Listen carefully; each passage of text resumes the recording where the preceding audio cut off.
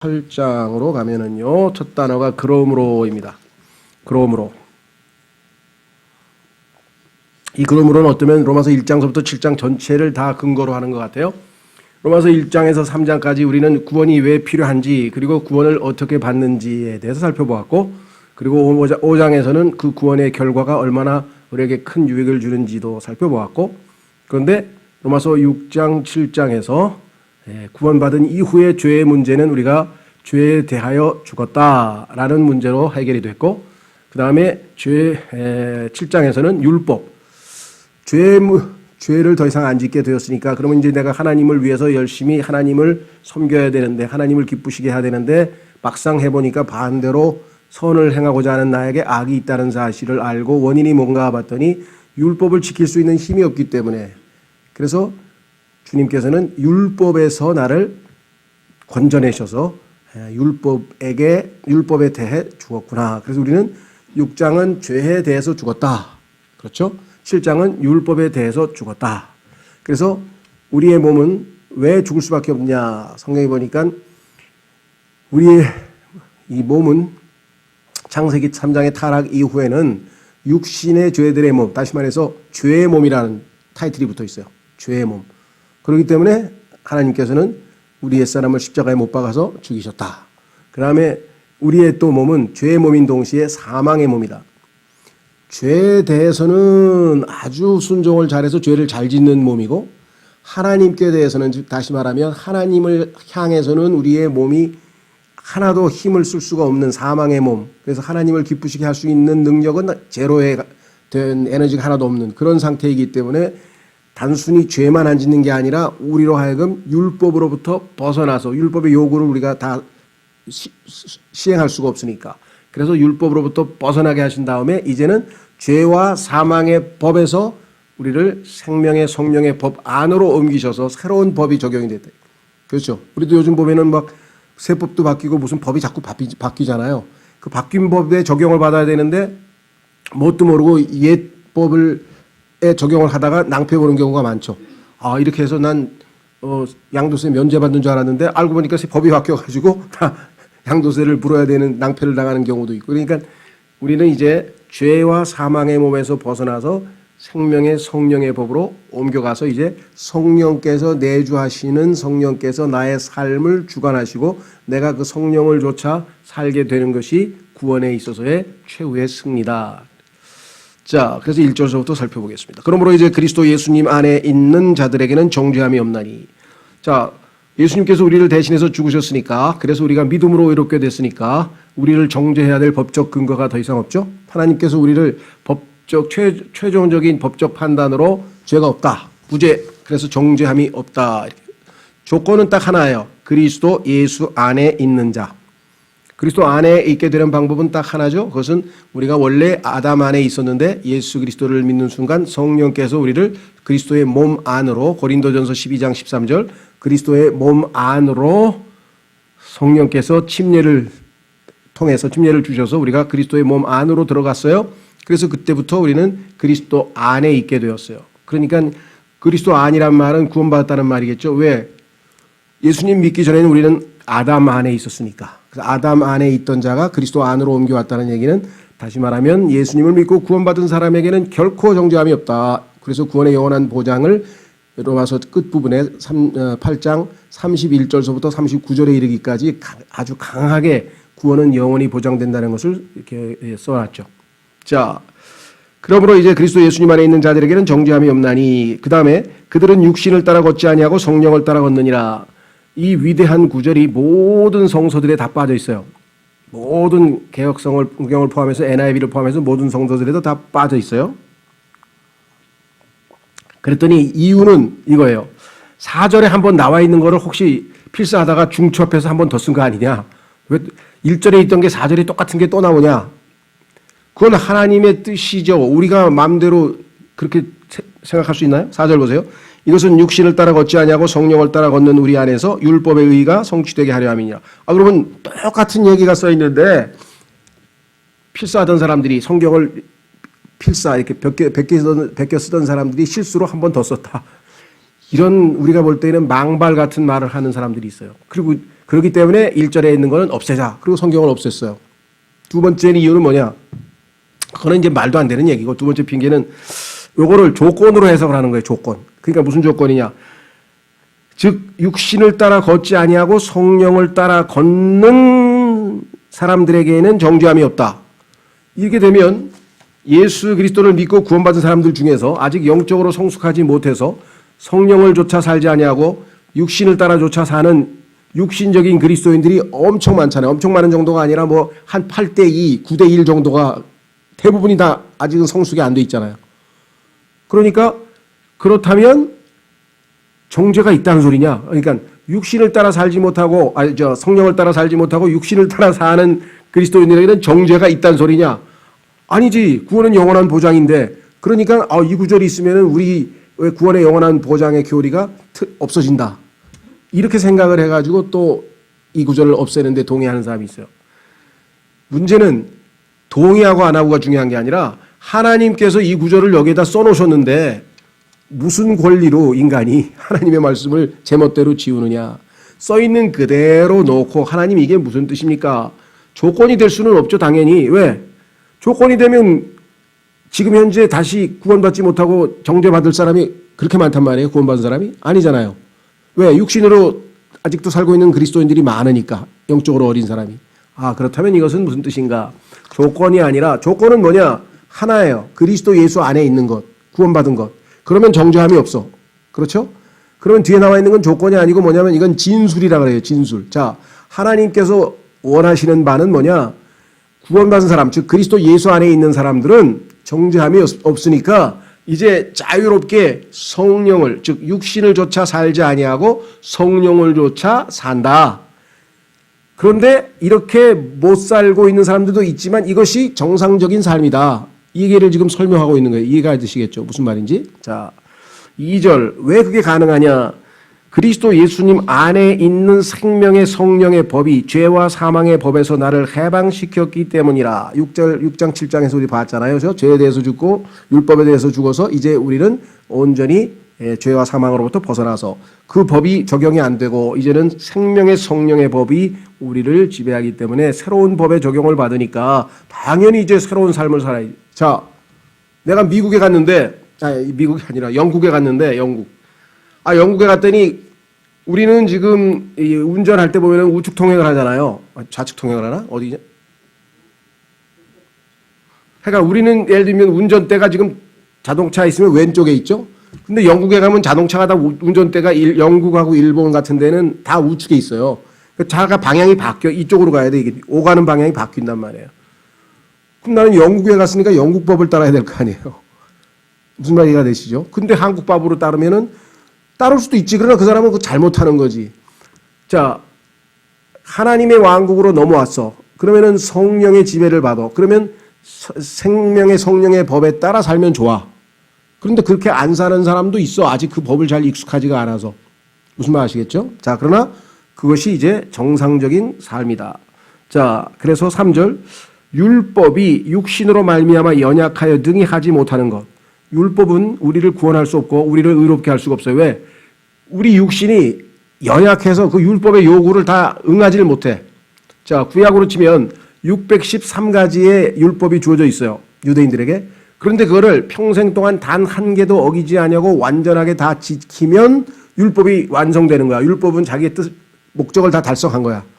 그런데 율법은 훌륭해서 좋은 건데 그 율법을 지키려고 하는 당사자인 우리 인간들은 연약해서 그걸 지킬 수가 없어. 그러니까 율법은 자기가 원하는 걸 성취 못해. 우리가 약해서. 그렇죠? 예. 우리도 그렇잖아요. 예를 들면 뭐 대한민국 벤투 감독의 목표는 월드컵 우승이야. 그런데 우리 팀이 너무 약해서 월드컵 우승을 못해.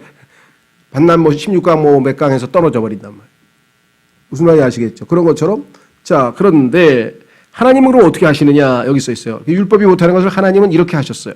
하나님께서는 하셨나니 어떻게 했냐. 곧 자신의 아들을 죄 많은 육신의 모양으로 보내시고 또 죄로 인하여 육신 안에서 죄를 정죄하셨느니라.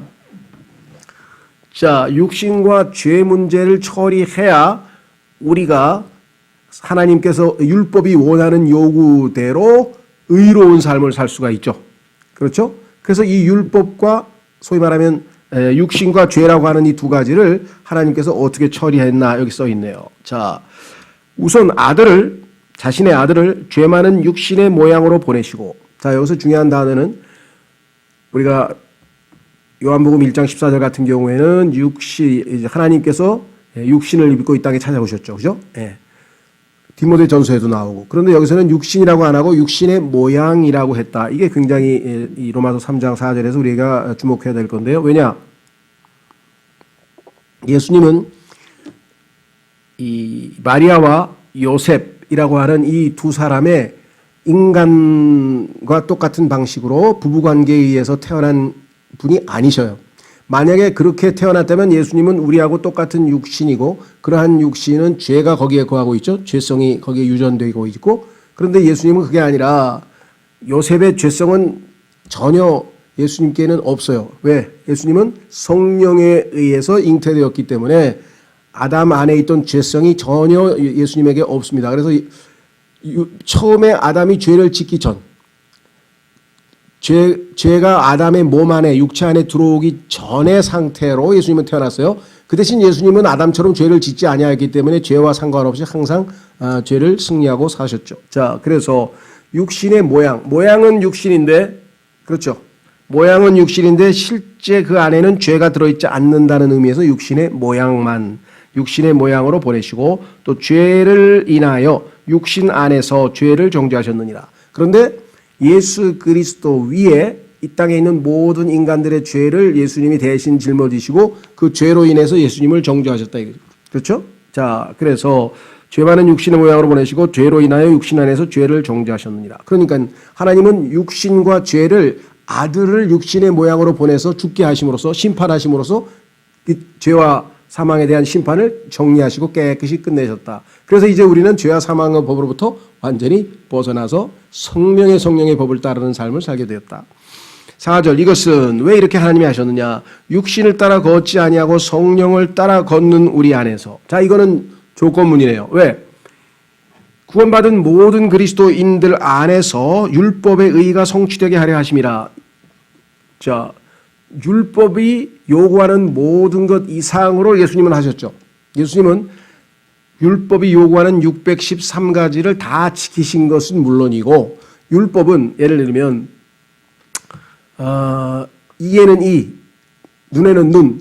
그런데 예수님은 그게 아니라 자기에게 악을 행하는 사람을 선하게 대해주셨어요. 다시 말해서 원수를 미워하라고 성경에 얘기했는데 구약 율법에는 원수를 사랑하시는, 그러니까 율법의 의보다 훨씬 뛰어난 의를 보이신 분이잖아요. 예수님. 그렇죠. 자, 그래서 율법의 의가 우리 안에서 성취되게 하려 하심이라. 그러면 내 안에 그리스도께서 성령의 형태로 우리 안에 들어와 계시면 예수님께서 이 땅에서 율법을 단 하나도 어기지 않고 율법의 의 모든 것을 다 이루신 것처럼 나를 통해서, 내 안에서, 우리 안에서 이루실 수 있다. 전주 조건은 우리가 육신을 따라 살지 아니하고 성령을 따라 살기만 하면 가능하다. 이렇게 된 거죠.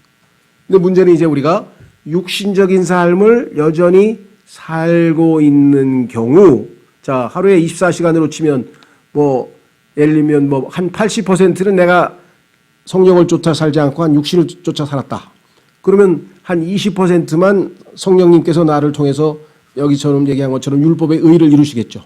그러니까 어떤 사람의 삶을 보면 그 사람은 정말 어떨 때에는 예수님의 어떤 모습을 보여주다가 또 어떨 때 보면은 아주 형편없는 모습을 보여주기도 하고, 이건 우리가 아직 완전함을 향하여 나아가자. 그러니까 완전하게 되지 않았기 때문에 지금 완성이 안 됐기 때문에 가는 도중이죠. 이런 일들이 있지만 마지막 완성품일 때에는 예수님하고 똑같이 우리는 100% 완전히 성령을 쫓아 사는 삶이 될 것이다. 이게 하나님이 정해놓으신 운명이고 목표가 그거기 때문에 하나님께서는 그것을 반드시 이루신다고 빌립보서 1장 6절에 선한 일을 시작하신 분께서 우리 안에서 반드시 그리스도 예수 날까지 그것을 이루시겠다. 그러니까 하나님의 약속대로 이루어지는데 문제는 이 땅에서 각각 개개인의 그리스도인이 얼마만큼 순종하느냐에 따라 어떤 사람은 예수님 만났을 때 약 한 80% 정도가 이게 완성된 상태로 예수님 만날 수가 있고, 그러면 보상을 많이 받는 거죠. 근데 어떤 사람은 한 20% 정도밖에 완성이 안 되고 80%가 완성이 안 된 상태에서 영적으로 아주 어린 상태에서 주님을 만날 수도 있는 것이고, 그렇죠? 이거는 각자가 주님과의 1대1의 관계에서 순종여하에 따라 이제 정해지는 것이지만, 정죄와는 상관이 없는 거죠. 정죄는 예수 그리스도 바깥에 있는 사람들에게만 해당이 된다라고 성경이 됐습니다. 자, 그러면 5절. 육신을 따르는 자들은 육신의 일들을 생각하거니와 성령을 따르는 자들은 성령의 일들을 생각하나니. 자기가 하루에 무슨 생각을 하느냐 보면 내가 육신을 따르고 있는지 성령을 따르고 있는지 답이 딱 나오죠. 성령을 따르면 성령에 관한 생각만 하는 거죠. 6절. 육신적으로 생각하는 것은 사망이요 영적으로 생각하는 것은 생명과 평안이라. 마음이 무겁고 어둡고 힘들고 막 이러면 이건 이제 사망이고, 여건은 굉장히 힘들고 어려운데도 마음에 평안이 있고 기쁨이 있고 막 정말 그럴 때에는 이거는 내가 지금 성령을 쫓아 살고 있구나. 성령 영적으로 생각하고 있구나. 7절. 육신적인 생각은 하나님의 법에 복종하지 아니할 뿐 아니라 참으로 그리 할 수도 없으므로 하나님과 원수되는 것이라. 육신적인 생각으로는 하나님을 기쁘시게 할 수 있는 방법이 없다. 반면에 8절. 그런즉 이와 같이 육신 안에 있는 자들은 하나님을 기쁘게 할 수 없느니라. 그래서 예수 그리스도를 안 믿은 사람들은, 구원받지 못한 사람들은 아무리 도덕적으로 훌륭하고 겉보기에 굉장히 해도 그것 가지고는 그 육은 무익하니라 주님께서 말씀하셨죠. 육은 무익하기 때문에 육적으로 그럴싸한 도덕적인 행위가 세상 사람들에게는 칭찬을 받을 수가 있어요. 우리도 존경하죠. 저 사람 참 인간으로는 대단하다. 그러나 하나님을 기쁘시게 할 수는 없어요. 하나님은 믿음으로만 기쁘게 할 수 있다고 히브리서 11장 6절에 써 있기 때문에. 그렇죠? 자, 그래서 9절. 그러나 너희 안에 하나님의 영께서 거하시면, 지금 거하고 계시죠? 하나님의 영이 안 거하시면 우리는 구원을 못 받았으니까. 너희가 육신 안에 있지 아니하고 성령 안에 있나니. 자, 이게 이제 중요합니다. 우리가 성령 안에 있다 그랬어요. 이제 어떤 사람에게 그리스도의 영이 없으면 그는 그분의 사람이 아니니라. 다 그리스도의 영이, 그러니까 성령님의 이름이 세 종류가 나와 있어요. 하나님의 영, 성령, 그리스도의 영. 다 같은 영이죠. 자, 세 가지 이름이 나와 있는데 10절. 또 그리스도께서 너희 안에 계시면, 즉 우리 안에 계십니다. 그러면 몸은 죄로 인해 죽었으나 그래서 우리가 이 죄를 짓지 못하나 성령으로 인하여, 성령은 의로 인해 생명이 되시느니라. 그 우리 안에 계신 성령께서, 하나님께서 우리를 의롭게 하신 그 의, 하나님께서 우리에게 제공하신 하나님의 의이신 예수 그리스도로 말미암아 우리가 이제 생명 가운데 이제 살아간다. 풍성한 삶을 살아간다. 그렇죠? 예수님께서는 내가 온 것은 생명을 주기를 원하는 것이고, 두 번째는 풍성한 삶을 살기를 원하신다고 하는 삶이 바로 이 삶인데, 그것은 뭐냐? 성령에 의해 지배받는 삶이다. 그래서 이제 우리는 죄로부터 해방되고 율법으로부터 해방되고 성령에 의해서 통제받는 새로운 차원의 신앙생활로 들어왔다. 이것이 로마서 8장 1절서부터 11절까지의 위대한 선언이다. 그래서 우리는 이제 12절부터 그러므로 형제들아 우리가 빚진 자로 돼 육신을 따라 살도록 육신에게 빚지지 아니하였느니라. 육신은 우리에게 돈 꾸한 거 빚 내놓으라고 얘기할 수가 없다. 왜? 육신에 대해서는 다 예수님이 갚아버렸기 때문에. 육신이 요구하는 것은 우리의 죄값은 예수님이 십자가에서 자신의 보배로운 피로 다 갚았기 때문에 우리는 더 이상 빚진 자가 아니죠. 그리고 요구할 수가 없습니다. 오히려 성령께서 값을 주고 우리를 샀는데 우리는 성령께는 아무것도 갚은 게 없잖아요. 우리가 빚을 졌다면 차라리 성령님께 진 것이죠. 그래서 13절 너희가 육신을 따라 살면 죽을 것이로되 성령을 통해 몸의 행실을 죽이면 살리라. 자, 그래서 우리가 이제 육신을 따라 살면 죽습니다. 어둠이 임하고, 그렇죠? 영적으로 무기력해지고 근심 걱정에 이제 온갖 부작용이 생기는데, 그것을 한마디로 하면 영적인 죽음이겠죠. 자, 그뿐만 아니라 성령을 통해 몸의 행실을 죽이면, 조심하십시오. 내가 의지를 통해서, 예를 들면 불교에서 얘기하는 금욕주의 있죠? 육체의 욕망을 나의 의지를 가지고 막 제어하려고 막 하면은 그게 안 되잖아요. 그렇죠? 예. 그러니까 우리의 이 몸의 행실을 성령을 통해서 죽이면 사는 거지, 성령을 통해서가 아니라 소위 말하면 일반 종교에서 얘기하는 수행을 통해서 안 되고, 금욕주의를 통해서 안 되고, 산에 가서 뭐 돌을 닦는다고 안 되고, 마인드 컨트롤 안 되고 뭐든지 왜 육은 무익하니라. 그렇죠? 살리는 것은 영이니 육은 무익하니라. 우리 안에 계신 성령을 통해서만 가능한 이야기를 하고 있어요. 그래서 뭐라고 얘기했느냐? 14절 하나님의 영에 의해 인도받는 자들은 다 하나님의 아들들이니. 이제 여러분과 제가 하나님의 아들들이 되면요, 내 안에 계신 여러분 안에 계신 성령님께서 우리를 인도하고 계세요. 이 길이 바로 예수님께서 가신 그 길이다. 그 길로 따라가자. 그렇죠? 그 길로 갑니다. 자, 그뿐만 아니라 15절에 너희는 다시 두려움에 이르는 속박의 영을 받지 아니하고. 자, 우리 안에 들어와 계신 영은 어떤 영이냐? 속박의 영이라고 하는 것은 성경의 에베소서 2장에서는 불순종하는 자들 안에서 역사하는 영이라고 하는데 그 영은 우리를 압박하고 요구하고 위협하고 그 이제 소위 말하면 율법을 가지고 우리를 갖다가 이거 해라, 이거 하지 마라, 이거 해라, 이거 하지 마라 이렇게 되는 거예요. 그럼 다시 글로 돌아가면 안 되죠. 왜? 그 율법이 요구를 우리가 못 지켜서 그 대가로 예수님이 십자가에서 죽으시고 다 값을 치렀는데 왜 다시 율법의 요구를 듣냐. 그럼 어떻게 되느냐. 우리는 양자 삼으시는 영을 받았느니라. 양자 삼으시는 영. 그래서 우리 안에 들어와 계신 성령에 의해서 우리가 당연히 어떻게 그분을 힘입어 우리가 아바 아버지 하고 부르짖느니라. 자, 여러분과 제가요, 하나님을 하나님 아버지, 뭐 어떤 사람은 하나님 아버지, 어떤 사람은 그냥 아버지, 뭐 어떤 사람은 my father, 영어 같은 경우 나의 아버지라고 부르든 하나님 아버지 하든지 아버지 하나님 부르든지 하여간 아버지라고 하는 용어를 쓴다고 하는 것은 이미 우리 안에 양자의 영이신 성령께서 들어와 계신 거죠. 자, 갈라디아서 4장 6절로 가보겠습니다. 갈라디아서 4장 6절. 여러분이 하나님을 아버지라고 자연스럽게 부를 수 있는 것은 안에 양자의 영이신, 그렇죠? 성령께서 거하지 않으면 우리는 절대로 하나님을 그렇게 쉽게 아버지라고 부를 수 없습니다.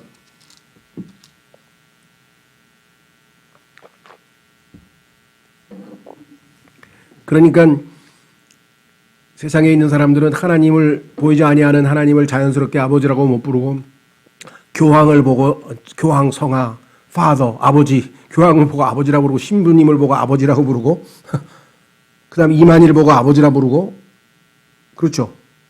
그거 아니죠. 우리는 살아계신 하나님, 영이신 하나님에 대해서 우리가 아버지라고 부를 수 있다. 왜? 갈라디아서 4장 6절 너희가 아들임으로, 아들 아니면 못 부르죠. 아들임으로 하나님께서 자신의 아들의 영을 너희 마음속에 보내사 아바 아버지 하고 부르짖게 하셨느니라. 우리가 아버지라고 성령 아버지라고 하나님을 부를 수 있다고 하는 것은 이미 우리가 하나님의 아들이라고 하는 증거죠. 자, 다시 돌아옵니다. 로마서 8장으로. 16절 성령께서 친히 우리의 영과 더불어 우리가 하나님의 자녀인 것을 증언하시나니. 내 안에 계신 성령께서 우리의 영과 더불어 우리로 하여금 하나님 아버지라고 부르게 하셨으니까 아, 이 사람 하나님 아들 맞네 이렇게. 그런데 자녀이면 상속자 곧 하나님의 상속자요 그리스도와 함께하는 공동 상속자니라. 자, 자녀가 되는 것은 출생에 의해서 가능합니다. 우리가 부모님의 자녀가 되는 것은 출생에 의해서 이루어지는 거죠. 네. 자, 그런데 성경에서 말하는 양자라고 하는 개념은 일반적으로 우리가 생각하는 개념하고 좀 달라요. 자, 일반적으로 우리는 자신이 아들이 없거나 자녀가 있더라도 다른 사람의 자녀를, 그렇죠? 자녀가 아닌 사람을 법적으로 자녀로 입양한다 그러죠. 양자 삼는다. 그렇죠? 근데 성경은 그게 아니고 두 번째 개념은 뭐냐? 내 아들이든 아니든 상관없이 그러니까 내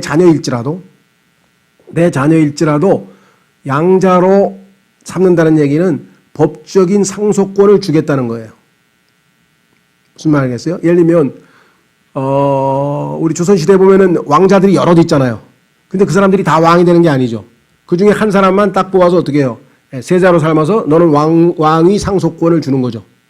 무슨 말 아시겠어요?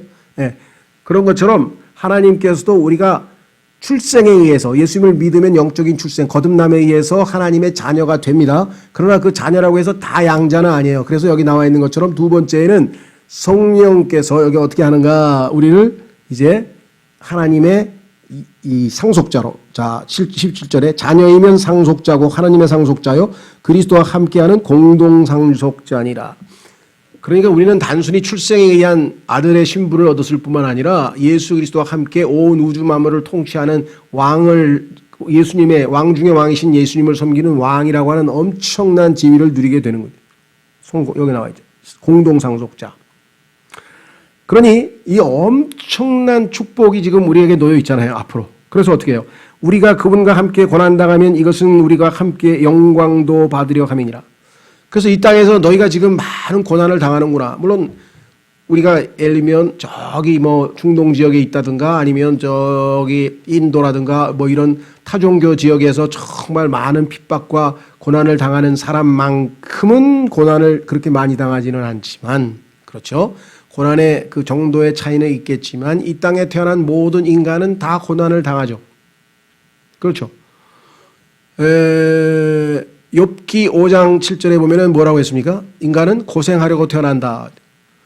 왜? 이 세상이 악한 현 세상이요, 죄로 뒤덮인 세상이요, 마귀가 통치하고 있는 세상이기 때문에 창세기 3장 이후에 태어난 모든 인간은 이 땅에서 태어난 순간 다 많은 고난들이 기다리고 있어요. 어렸을 때부터 어린아이 갓난아기서부터 시작해가지고 얼마나 많은 여러 가지 어려운 일들을 겪고 우리가 살아가느냐 이 말이에요. 그렇죠? 네. 그런데 그렇게 고난을 당할지라도 우리의 맨 마지막은 영광스러운 해피엔딩이 기다리고 있지 않느냐. 그렇죠? 네. 그 얘기를 지금 약속해 주는 거예요. 더더군다나 조건은 하나 있어요. 뭐 그리스도와 함께 고난을 당하면, 여기서 있죠? 우리가 그분과 함께 고난 당하면 우리는 이제 혼자 고난 안 당해요. 왜? 우리 안에 들어와 계신 예수님이 계시기 때문에, 예수님과 우리는 공동 운명체이기 때문에 내가 고난 당하면 예수님도 함께 고난 당하는 거예요. 왜? 내 안에 있잖아요. 그렇죠? 예. 그러니까 여기서 지금 그리스도인은 이 땅에서 고난을 당할지라도 결국은 마지막에 뭐예요? 그리스도의 영광에 참여하는 놀라운 축복이 기다리고 있다. 얼마나 우리에게 참 소망이 되는 말씀입니까? 자, 사람마다 지금 현재 아주 우리 교회에서 지금 암 환자 3분이나 계시고요. 또 그 이외에도 뭐 다양한 형태로 지금 뭐 이미 또 회복되신 분들도 있고, 뭐 하여간 그 이외에도 다양하게 질병, 그다음에 경제적인 어려움, 그다음에 가정의 파탄, 뭐 그다음에 알게 모르게 뭐 많은 고난을 지금 다 겪고 있는데, 세상 사람들도 똑같아요. 세상 사람들도 보면 그런 경험하는 것은 많아요. 근데 그 사람들은 뭐예요? 힘들어. 왜? 혼자서 그거를 겪어야 돼. 기껏해야 뭐 정신과 가서 상담 조금 하고, 기껏해야 가지고 뭐 항우울제 좀 먹고. 우리는 왜요?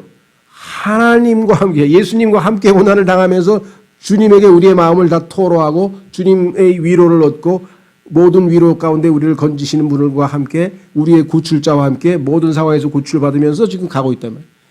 그러니까 똑같은 고난을 받아도 우리는 그리스도와 함께 고난받는 존재라는 사실 생각할 때 얼마나 감사해요. 지금 코로나 사태도요, 우리는 훨씬 유리한 조건에서 지금 견디고 있는 거예요. 왜? 우리는 우리 안에 계신 주님도 지금 코로나 사태 때문에 답답해 하시는, 모여야 되는데 잘 못 모이니까 지금. 무슨 말이 되셨죠? 자, 그래서 우리가 그리스도 그분과 함께 고난당하면 이것은 우리가 함께 영광도 받으려 합니다. 마지막은 고난으로 끝나는 게 아니라 영광으로 마무리를 짓는다. 자, 3장 23절로 가보겠습니다. 여기 출발은 우리가 3장 23절에서 출발했어요. 로마서 3장 23절에서 출발했는데 지금 결론은 8장 17절에서 결론이 났어요. 로마서 3장 23절.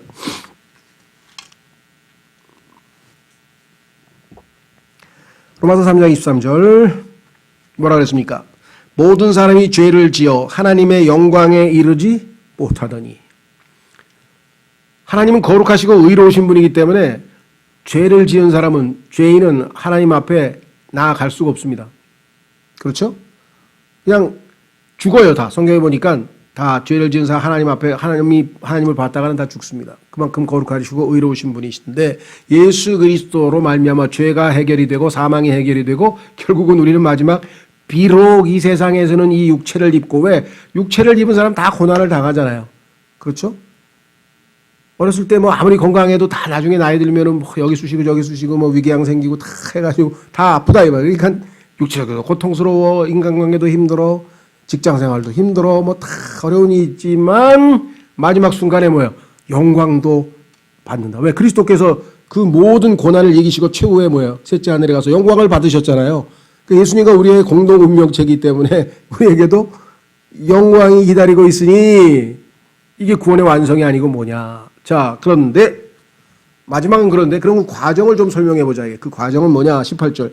우리가 생각하건대 이 현 시대의 고난들은 앞으로 우리 안에 나타날 영광과 좋게 비교될 수 없도다.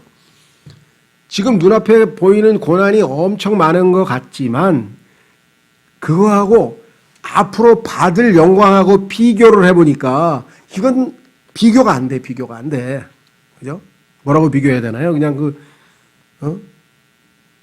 누가 한번 비교해 보세요. 메르세데스 벤츠하고 저기 뭐 조그만 자전거하고 하여간 뭐라고 비교될지 모르지만 하여간 비교가 안 될 정도라 이 말이에요. 그렇죠?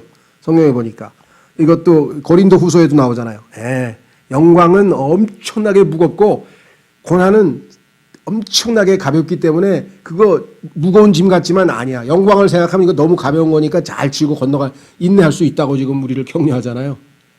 그렇죠? 자, 그래서 지금 현재 이 세상은 눈에 보이는 산, 하늘, 별, 달, 짐승, 꽃, 뭐 바다 싹 다 지금 신음하고 있어요. 왜? 이 악한 현 세상을 마귀가 다스리고 있으니까. 그렇죠. 이 불로 이제 심판받을 지구 아니에요? 그렇죠. 그래서 신음하고 있다. 우리도 비록 성령께서 내주하시지만 내 육체가 아직 해방 안 받았기 때문에 이 육체로 인해서 우리도 신음하고 신앙생활을 한다. 그렇죠. 성령 충만해도 몸이 무겁고 힘들고 그러면 어떡하겠어요. 사도 바울도 그냥 얼마나 지쳐 있었어요. 예수님도 지쳐서 사마리아 여인에게 물 좀 달라 그러고 그러셨잖아요. 그렇죠. 자, 그러니까 지금 이 세상에서는 모든 것들이 다 탄식하고 신음하고 있어요. 예수님 오실 때까지는 가야 돼. 그런데 우리는 성령의 도우심으로 하나하나 정복해나가고 이겨나면서 주님 오시는 날을 소망하면서 인내함으로 가는 거야 지금. 그렇죠? 순례의 길을 가고 있는 거야. 그게 신앙이다 이 말이에요. 자, 19절. 창조물이 간절히 기대하며 기다리는 바는 하나님의 아들들이 나타나는 것이니라. 하나님의 아들들이 나타나면 예수님께서 어떻게 해요? 완전한 회복을 통해서 자유를 주신다 이 말이죠. 영광스러운 이제 천년왕국이 시작이 되는데 나타나기까지는 어떻게 이 세상에 있는 창조물들도 다 신음하는 거죠. 자, 그래서 20절 창조물이 헛된 것에 복종하게 된 것은 고난도 당하고 잘못하면 뭐 병에도 걸리고 죽기도 하고 자진해서 된 것이 아니요. 이 땅에 있는 모든 이 우리가 눈에 목격하는 이 세상에 있는 모든 창조물들은 자진해서 지금 이렇게 된 게 아니라 인간이 지은 죄 때문에 창세기 3장에 나오잖아요. 너로 인하여 땅이 저주를 받아 그랬죠. 인간 때문에. 그러니까 그 인간이 회복이 되어서 하나님의 아들들이 짠 하고 이제 완전히 회복되면 여기 있는 저주 우리 때문에 저주받은 모든 창조물들 다 회복될 거란 말이죠. 그래서 사자도 이제 풀을 지푸라기를 먹고 어린 양과 독사가 함께 놀기도 하고 이게 다 뭐예요? 그게 회복이 된다는 거 아니에요. 창세기 저주로부터 풀린다는 얘기잖아요. 그래서 창조물이 헛된 것에 복종하게 된 것은 자진해서 된 것이 아니요 소망 중에 바로 그것을 복종하게 하신 분으로 인한 것이 즉 하나님께서 왜? 하나님이 저주하셨잖아요. 아담아 너로 인하여 이 땅에 있는 모든 창조물은 저주받았느니라. 21절 이는 창조물 자신도 썩음의 속박에서 해방되어 하나님의 자녀들의 영광스러운 자유에 이를 것이기 때문이라. 여러분과 제가 예수님을 만나는 순간 영광스러운 자유가 기다리고 있다 그랬죠. 그 영광스러운 자유를 우리가 만끽할 때 우리 때문에 저주받은 이 땅의 모든 자연 만물도 다 회복이 될 것이다. 그러니까 이 땅에서 우리가 아는 이 그린피스를 포함해서 또 환경운동 하시는 분들이 있죠.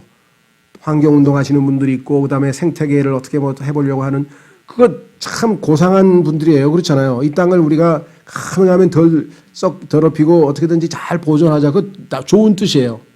그런데 그게 인간의 힘으로 가당키나 한 거냐 이거죠. 너무 이상주의자죠.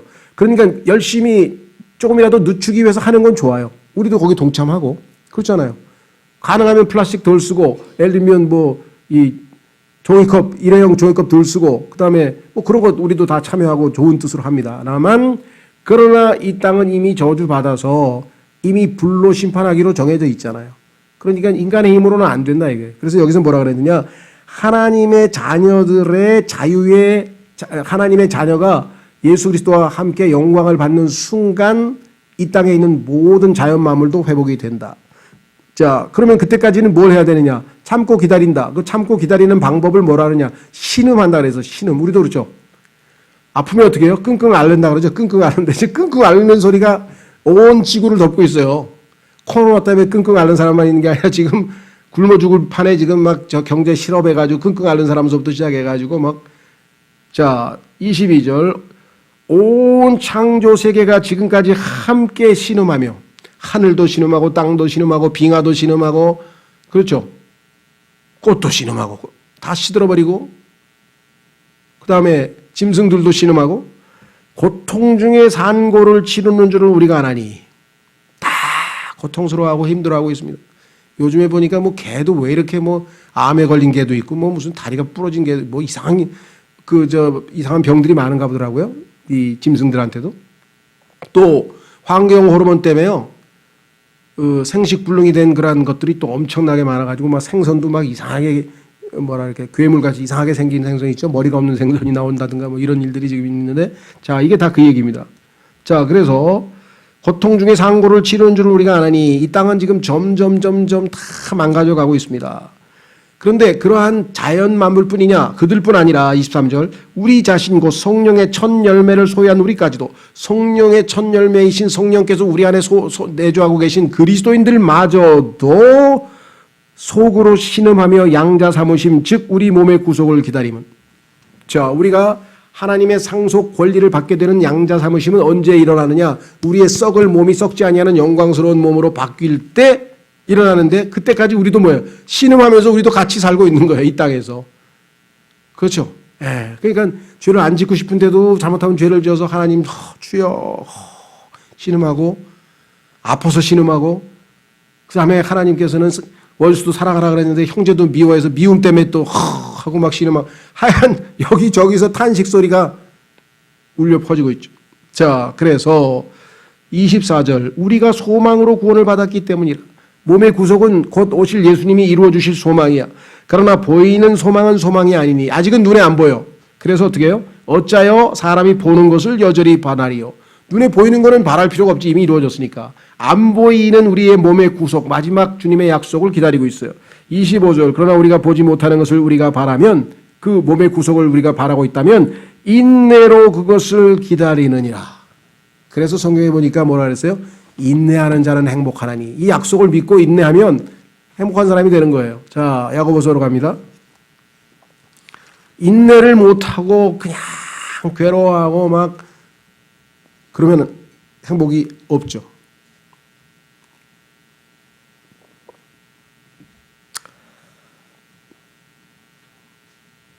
(10절) 야고보서 5장 10절 야고보서 5장 10절 내 형제들아 주의 이름으로 말한 대언자들을 고난당하는 것과 인내의 본으로 삼으라. 보라 참는 자들은 우리가 행복한 자로 여기나니 너희가 욥의 인내를 들었고 주께서 주신 결말을 보았거니와 주께서는 지극히 동정심이 많으시며 친절한 긍휼을 베푸는 분이시니라. 자 우리의 인내는 아무런 기약 없이 무조건 기다리는 게 아니에요. 그러면 그건 인내 못하죠. 못할 뿐만 아니라 힘들어서 중도에 못 견뎌요. 그런데 우리의 인내는 성경이 뭐라 하냐 소망의 인내라 할 때 소망의 인내. 소망이신 예수님께서 반드시 이 모든 문제를 해결하러 다시 오신다.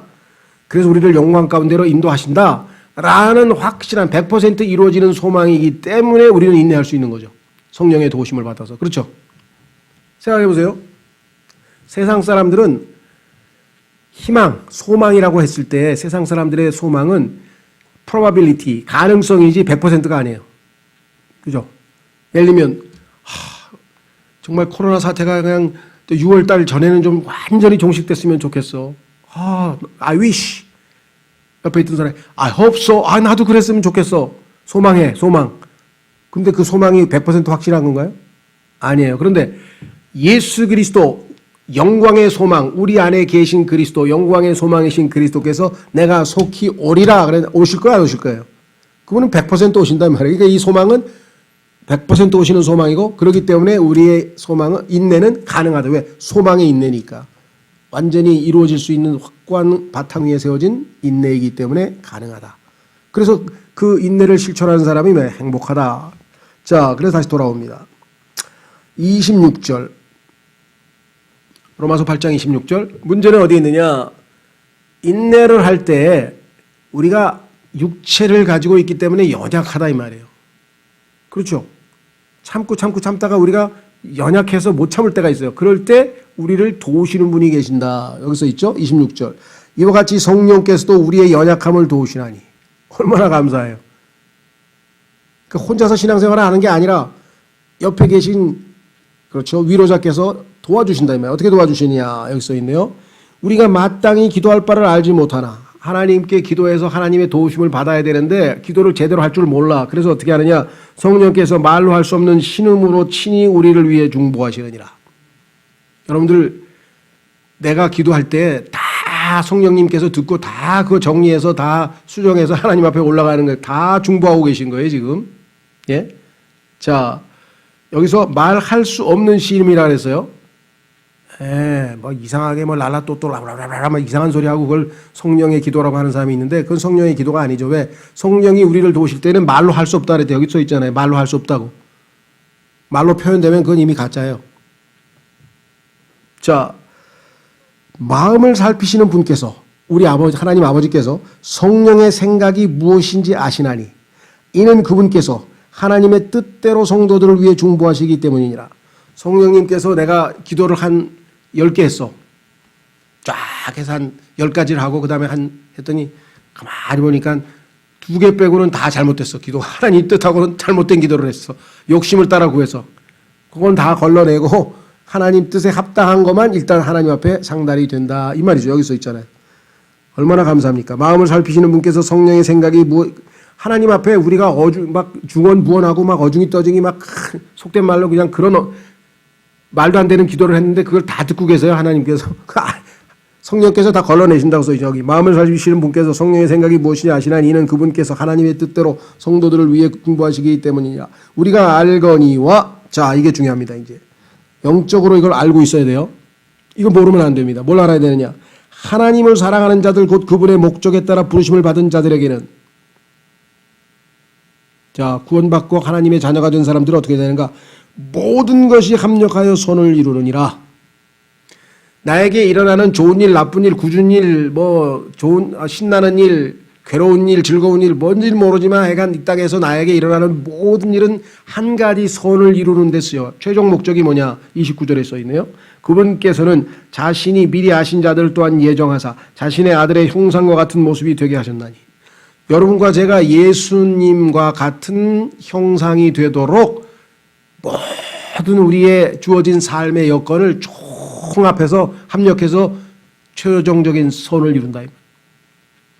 하나님께서 선이라고 생각하는 건 뭐예요? 그것은 바로 하나님의 아들이신 예수 그리스도처럼 우리가 되는 거예요.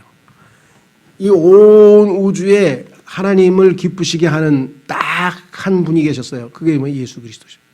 이 땅에 있는 그 어떤 것도 하나님의 마음에 흡족하지가 않아. 딱 한 분, 자신의 아들 예수 그리스도께서 아버지의 뜻에 순종해서 죄인들을 위하여 하늘에 있는 모든 영광을 다 버리고 이 지저분한 땅으로 내려오셔서 육체를 입고 모든 재앙을 받으면서 수치를 당하면서 고통을 당하면서 아버지를 기쁘시게 하기 위한 딱 한 가지 이유로 그런 희생을 하셨는데 그것을 보시고 아버지가 너무 기쁘셨다. 그 성경에서 뭐라 그랬어요? 하나님께서 예수님께서 침례를 받으시는 순간에 하늘에서 음성이 들렸잖아요.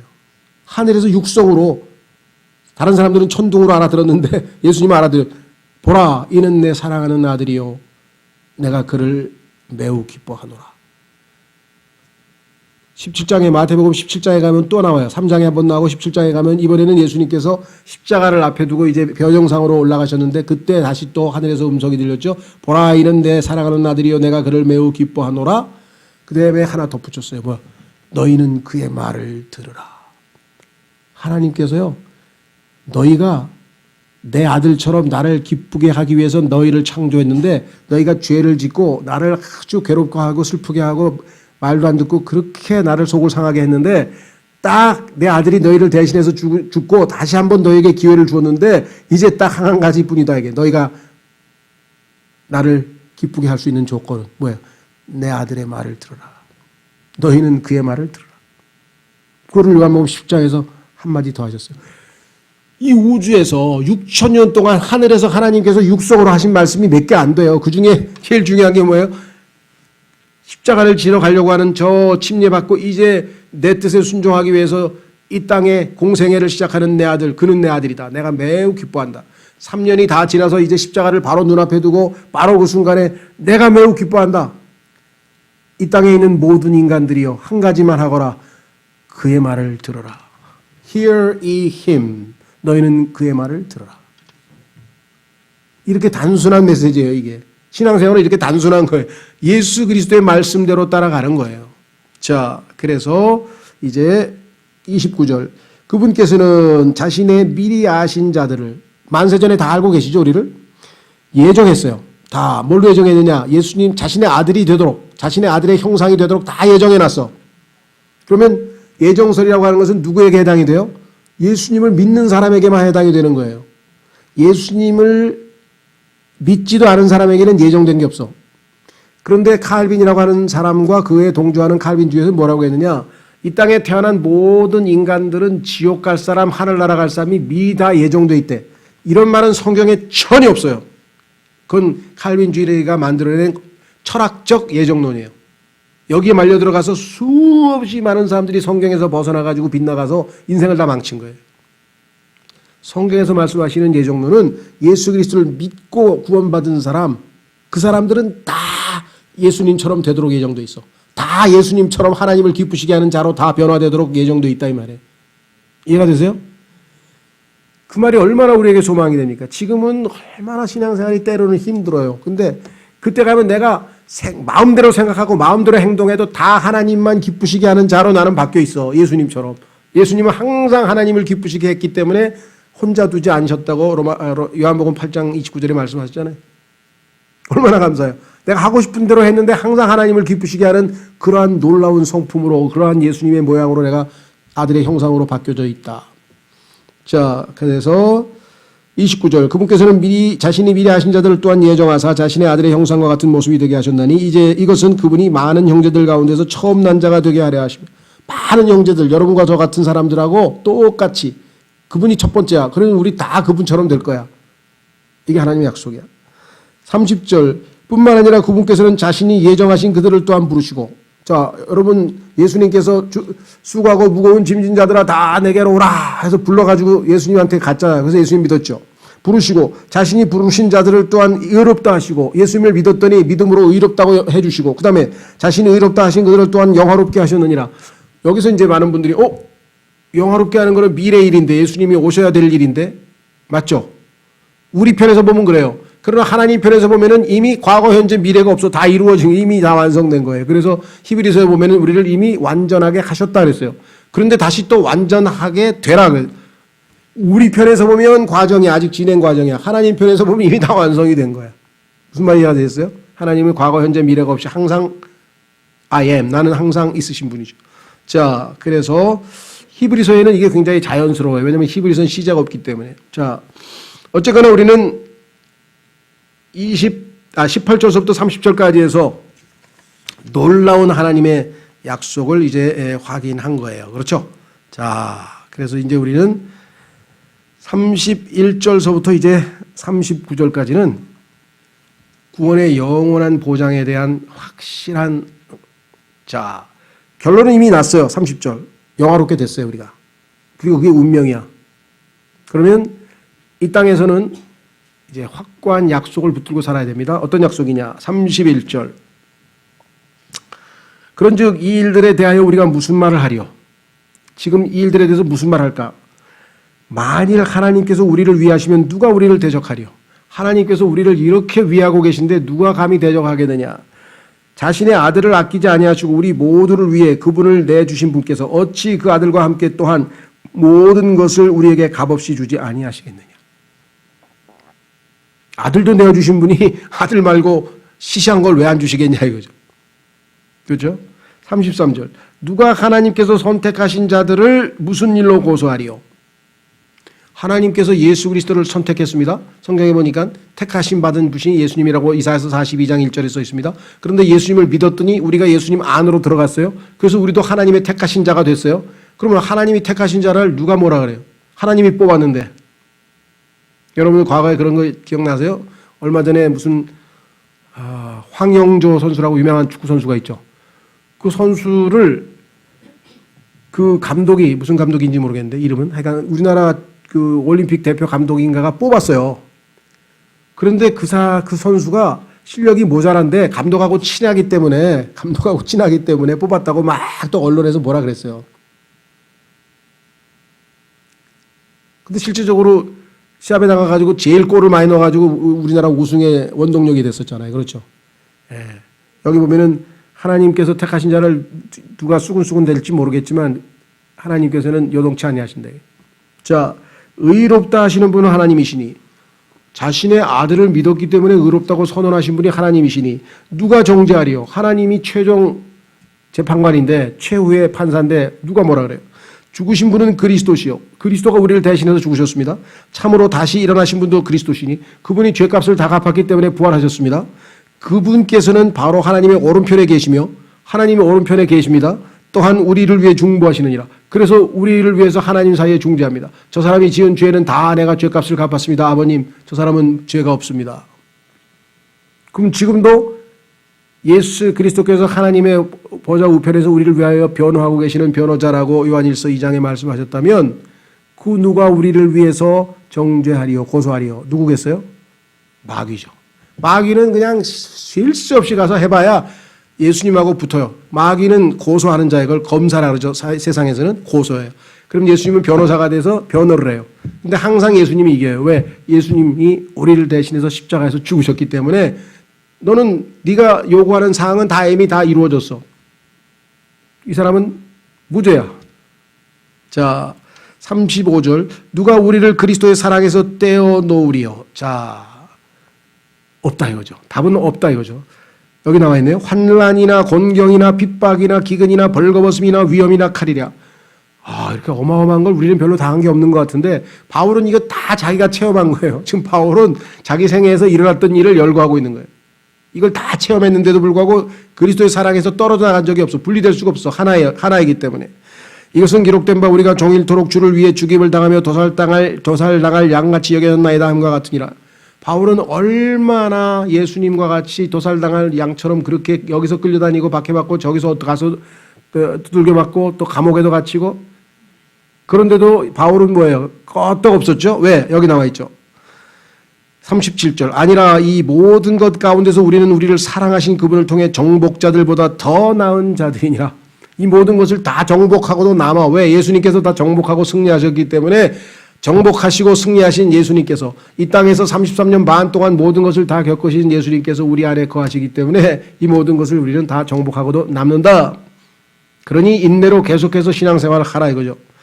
38절 내가 확신하노니 사망이나 생명이나 천사들이나 정사들이나 권능들이나 현재 있는 것들이나 장래 있는 것들이나 높음이나 깊음이나 다른 어떤 창조물이라도 능히 우리를 그리스도 예수 우리 주 안에 있는 하나님의 사랑에서 떼어놓지 못하리라.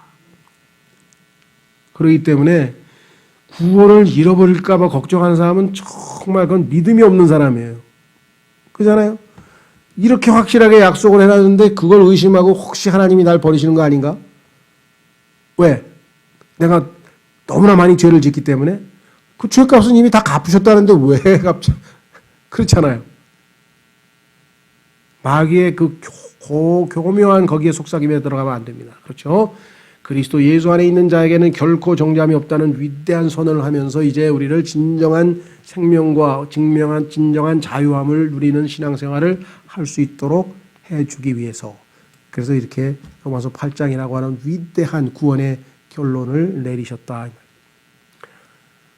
사실은 로마서 8장 하나를 가지고 어떤 분이 책을 썼더라고요. 한 권. 저도 하려면 로마서 이거 8장 가지고 한 학기 내내 해도 충분히 성경 찾아가면서 하고도 남을 분량이지만 우리가 이번 학기에서는 여기까지. 자, 그러면 이제 좀 쉬었다가 이제 쉬기 전에 9장, 10장, 11장 이 세 개가 사실은 세트로 붙어 있어서 한꺼번에 다 할 수 있을는지 모르는지 약간 지금 일단 잘 모르겠는데 우선 9장은 이스라엘의 과거, 이스라엘이 왜 하나님을 거부하고 그렇게 끝까지 예수님을 십자가에 이방인에게 로마 황제에게 내주었느냐. 왜 이스라엘은 예수님을 거부했는가? 두 번째, 그 결과 이스라엘은 지금 하나님과 어떤 관계에 놓여 있는가? 지금 현재. 그러니까 이스라엘의 과거 9장, 이스라엘의 지금 현재의 모습 10장. 그런데 그 이스라엘이 미래에는 어떤 모습으로 변화될 것인가? 구출자이신 예수님이 오시면. 그래서 이스라엘의 미래 이렇게 들어가 있어요. 왜 복음을 얘기하다가 자, 위대한 구원의 교리가 8장에서 다 끝났어요. 그러면 그 위대한 구원의 교리를 삶에서 실천하는 내용인 12장서부터 16장까지가 연결이 돼야 돼요. 자연스럽게. 왜? 교리를 알았으니까 그 교리를 실제 생활에서 우리가 어떻게 교회 생활에서 실천하고 형제들과의 사이에서 실천하고 국가의 시민으로서 실천하고 그 믿음이 약한 사람과는 어떻게 지내야 되고 그 구체적인 실천 얘기가 12장서부터 16장까지에 나오는데 느닷없이 9장, 10장, 11장에 삽입해서 이스라엘이라고 하는 그 하나님과 이스라엘과의 관계에 대해서 특별히 이렇게 길게 설명을 해놨다 이게요. 왜냐? 그것은 하나님의 모든 계획 속에 있어서 이스라엘이라고 하는 문제가 키 역할을 하기 때문에 그래요. 자, 요거를 간단하게 설명하고 한 5분 쉬었다가 이제 합니다. 자, 여러분 아시다시피 창세기에서 하나님이 인간을 창조하셨는데 3장에서 인간이 죄를 짓고 타락을 했어요. 그렇죠. 그런데 얼마 있다가 어떻게 됐어요? 가인이 살인을 했죠. 그 다음에 조금 있다가 인간의 엄청난 죄악으로 인해서 결국은 노아의 홍수로 하나님이 심판하셨어요. 그 다음에 노아와 노아의 가족들이 또 죄를 져가지고 결국은 어떻게 했어요? 11장에 가서 이 땅에 있는 모든 민족들이 자 그때까지만 해도 모르겠어요. 지금 현재 우리가 UN 가입국이 260개, 260개 네이션스 민족들이 있는데 또 가입 안 한 국가들 치면 한번 300개 뭐 넘어가면 300개쯤 치죠. 그러면 그 당시에 한 100개 정도 있다고 칩시다 우리가. 그 이외의 민족들이 더 이렇게 막 분산됐으니까. 그러면 창세기 11장에서 한 100개가 정도 되는 이 땅에 있는 모든 수없이 많은 민족들이 뭐 동양민족, 서양민족 뭐 하여간 민족들이 하여간 100여 개가 모여가지고 으쌰 하더니 하나님 필요 없고 우리끼리 이름 내자 하고 하나님 배제하고 하나님께 집단 이 땅에 있는 모든 United Nations 그게 유엔이죠. 모든 민족들이 다 연합이 돼가지고 하나님 필요 없다고 외친 게 바로 바벨탑 사건이고 지금 현재 유엔에서 하고 있는 게 바로 그건데 그래서 주님께서 오셔서 그 연합군을 다 멸하시고 그 유엔을 장악하는 게 나중에 적그리스도고 적그리스도를 멸하고 천년왕국을 세우러 오실 분이 예수 그리스도신데 그때 반역을 했대. 그래서 하나님께서 어떻게 결정을 내리셨는가? 자, 이것을 하나님의 경륜이라고 그래요. 경륜이라고 하는 것은 하나님이 우주를 통치하는 경영 방침이에요. 죄를 짓기 전에는 하나님께서는 아담과 이브는 하나님 말씀에 순종해서 선과 악의 지식의 나무를 따먹지 않으면 오케이 모든 게 다 그것 빼고는 다 무조건 자유가 주어져 있죠. 근데 결국은 따먹어서 죄를 졌죠. 그렇죠. 자, 그래서 하나님께서 결국은 노아의 홍수 때 이후 뭐라고 했어요? 예, 살인하는 자, 사람을 죽이는 자는 반드시 죽이라고 했죠. 자, 그래서 사형제도가 도입이 됐죠. 자, 그 다음에 11장에 와서 집단 모든 반역을 저지르니까 하나님께서 어떻게 했는가? 이 땅에 있는 모든 민족들은 하나님 말씀을 끝까지 거역하니까 좋다 이거야. 내가 너희를 당분간 내버려 두겠다. 다시 말하면 집에서 자식이 계속 부모에게 항거하고 말 안 듣고 나 혼자 나가서 살게요. 내가 부모 간섭 싫어요. 나 혼자 살 거예요.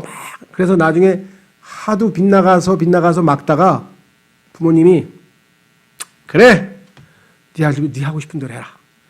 그게 불행이죠. 그게 불행이에요. 부모 간섭이 떨어지는 순간부터. 그래서 인간은 불행해진 거예요. 뭐 하고 싶은 대로 해봐. 그게 창세기 11장 이후의 인간의 인류 문명이에요. 인류 문명 지금 몇천 년 동안 한 5천 년 6천 년 동안 이 땅에서 인간이 한 게 뭡니까? 제일 많이 한 게 전쟁이에요. 전쟁한 시간하고 평화의 시간하고 보면은 평화의 기간은 전쟁과 전쟁 사이에 잠깐 휴식기에 불과할 정도로 인간은 셀 수도 없이 전쟁을 해왔어요. 가인이 그 동생을 아벨을 죽인 이후로 인간은 셀 수도 없이 사람들을 죽여왔어요. 전쟁에서. 자, 그래서 하나님께서 모든 민족들을 다 내려놓았는데 그러면 하나님 그래 끝이야 이제 너하고 나 끝이야 그거 아니고 하나님께서는 자신의 형상대로 만든 인간을 위해서 구원 계획을 이미 만세전에 가지고 계셨죠. 그것이 뭐냐? 자신의 아들이신 예수 그리스도께서 이 땅에 오셔야 돼요. 그런데 그 이 땅에 오시려면은 한 민족이 필요해요. 왜? 이 땅에 인간으로 태어나려면 어느 민족이든 하여간 태어나야 될 거 아니에요. 그렇죠? 그래서 자신의 아들이 자신의 아들을 탄생하게 할 그 민족을 하나 택하셔야 됐어요. 그래서 택한다는 얘기가 바로 그 선민이란 단어예요. 근데 누구를 택할까? 근데 하나님이 누구를 사랑하셨냐 그랬더니 이스라엘 민족을 사랑하셨대. 이유가 뭐냐 그랬더니 숫자가 가장 적어서 제일 빌빌해. 요즘 표현을 하면 우리도 그렇죠. 자녀가 10명인데 다 똑똑하고 지압가름 잘하는데 한 놈이 그냥 말 안 듣고 공부도 못하고 막 빌빌대면 어떻게 되겠어요? 부모의 사랑은 그로 가는 거예요. 그럼 뭐야 형들이 왜 괴를 끼고 도냐. 그래 니들은 다 알아서 하지만 얘는 내가 안 도와주면 어떡하겠냐. 예? 그래서 하나님께서 보니까 하나님이 안 도와주시면 이 땅에서 살아남질 못하고 그냥 도태될 민족이 뭐냐. 그게 이스라엘이야. 그래서 성경에 보니까 신명기 7장 7절에서 내가 너희를 사랑했는데 이유는 하나야. 사랑해서 뽑았어. 딱 하나. 사랑한 이유는 뭐야? 너무나 불쌍해서 빌빌대서 숫자가 제일 적기 때문에. 그 원칙이 우리의 구원하고도 적용돼요. 이 땅에서 예수 믿고 구원받은 사람 보면은 똑똑하고 잘나고 막 굉장한 사람은 별로 없어. 별로. 아주 드물게 한두 명 있고 다 빌빌대는 사람만 뽑은 거야. 왜? 빌빌대는 사람은 자신이 형편없음을 아니까 하나님에게 의지하려고 그러고 하나님을 찾으려고 하는 마음이 있잖아요. 그 성경에 보니까 그래서 빌빌대고 형편없는 사람이 아무것도 없는 사람이 예수님 믿어가지고 똑똑하고 잘난다고 예수님 믿는 사람을 뭐야 망신 주기 위해서 이런 사람도 구원받은 사람 구원도 뭐 하늘나라도 못 가고. 그러니까 하나님의 생각은 역발상이 우리하고는 너무 달라요. 그렇죠?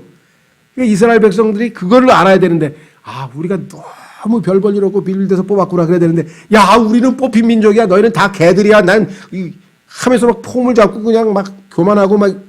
교회도 똑같아요. 구원받은 사람은 제일 빌빌대서 구원시켜놨는데 뭐가 나 하나 자랑하고 뭐가 있어요. 똑같아. 그래서 이스라엘 백성들도 괜히 폼 잡으면서 너희들은 다 개야 뭐 개 취급하고 뭐 이러고 막 그러고 나중에 막 전쟁할 때도 우리 눈에 안 보이는 하나님 못 믿어. 우리 빨리 왕 세워달라 그래. 왕 세워달라 그래. 내가 왕인데 안 보이는 하나님 우리 보이는 왕 세워주세요. 그래서 하나님 앞에 또 죄를 지었어. 우상 숭배도 했어. 하여간 그래가지고 하나님께서 뽑아서 시키려고자 하는 그 책무는 하나도 안 하고 뽑혔다고 우리는 뭐 율법을 받았다 그러고 막 자기 자랑만 하고 막 온갖 선민 의식만 가지고 있었던 민족이에요. 그래서 요 민족을 통해서 유대인을 통해서 예수님이 오시는데 그 예수님께서 이 유대인의 실패를 십자가에서 다 해결하고 덧붙여서 창세기 11장에서 그 이방인들 제멋대로 살고 큰 로마서 1장에서 그냥 죄목이 한 20-30개 나왔잖아요. 막 온갖 죄에 섞여가지고 하나님을 감사치도 아니하고 하나님을 생각지도 아니하고 하나님을 마음에 두지도 않고 막 이런 모든 이방인들의 죄값을 십자가에서 갚고 유대인들의 불순종을 해결하고 그래서 예수 그리스도께서 이 땅에 오신 거예요. 그래서 첫 번째 기회를 누구에게 줬어요? 유대인한테 먼저 줬잖아요. 복음을 유대인이 먼저 듣게 하고. 근데 이 유대인들은 끝까지 교만해가지고 예수님을 갖다가 결국 십자가에다가 그 로마 황제에게 다 넘겨주고 말았잖아요. 그러면 하나님께서 창세기에서 아브라함을 선택하고 유대 민족을 뽑은 게 실패냐? 아니라는 거죠. 하나님은 부르시면은 후회함이 결코 없다 이게. 그럼 어떻게 하냐? 이들이 아주 깔보고 우습게 여기던 이방인들이 예수님을 통해서 구원받는 것을 보고 시기심이 나서 우리 하나님 앞에 돌아가서 회개하자. 그래서 순서가 뒤바뀐 거죠. 이방인들이 먼저 구원을 받고 유대인들이 나중에 구원을 받는데 그 유대인들이 결국은 회개하고 돌아와서 원래 하나님이 선택한 그 제대로 된 역할을 이제 회개하고 회복됐으니까. 그래서 그 이스라엘의 회복을 9장, 10장, 11장에서 이스라엘의 과거, 현재, 미래를 통해서 하나님께서 이스라엘을 결국은 회복해서 원래 하나님이 세우셨던 계획대로 천년왕국에서는 모든 이 땅의 민족들이 예루살렘에 와서 유대인들을 통해서 하나님에 대해서 배우고 증인 역할을 하게 하시겠다.